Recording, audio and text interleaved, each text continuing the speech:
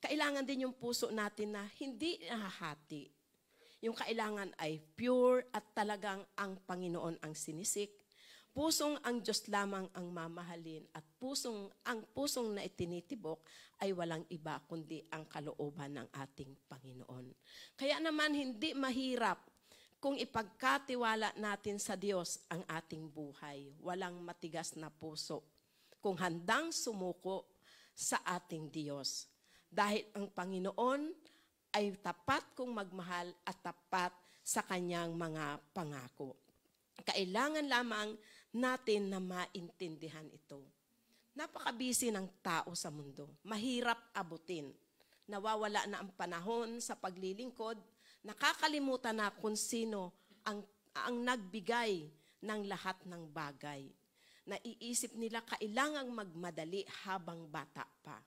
Kailangang magsikap habang bata pa. Kailangang mag-impok habang bata pa, habang may lakas pa. Saka na lang ako maglilingkod sa Panginoon pag stable na ang aking buhay. Pag kaya ko nang suportahan hanggang sa aking pagtanda. Paano naman kung gusto nating maglingkod sa Panginoon pero hindi na pala tayo makabangon? Gusto pala nating maglingkod sa Panginoon, gusto nating umawit, gusto nating sumayaw para sa Panginoon, gusto nating itaas, magpuri, itaas ang ating mga kamay, pero hindi na natin magawa. Lugmok na, pagod na, hirap na. Kung yung nagpa-part-time lang nga di ba?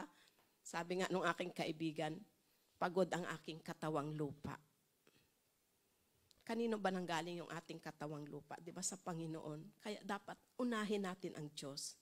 Unahin natin siya para hindi natin maramdaman man natin ang pagod, pero may kagalakan at may kapayapaan sa ating mga puso. Kaya naman ang Panginoon ay laging naghihintay. Laging bukas ang kanyang paalala sa bawat isa sa atin. Kailangan lamang nating mag-response. Kailangan lamang nating ating puso ay buksan para sa Panginoon. Walang mahirap kung ipagkakatiwala natin sa Diyos ang ating mga buhay, mga kapatid.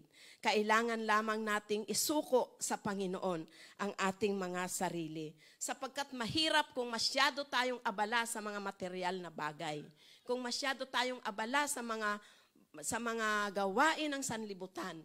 Sapagkat kung patuloy tayong magpapaalipin dito, unti-unti nawawala na tayo sa tamang direksyon.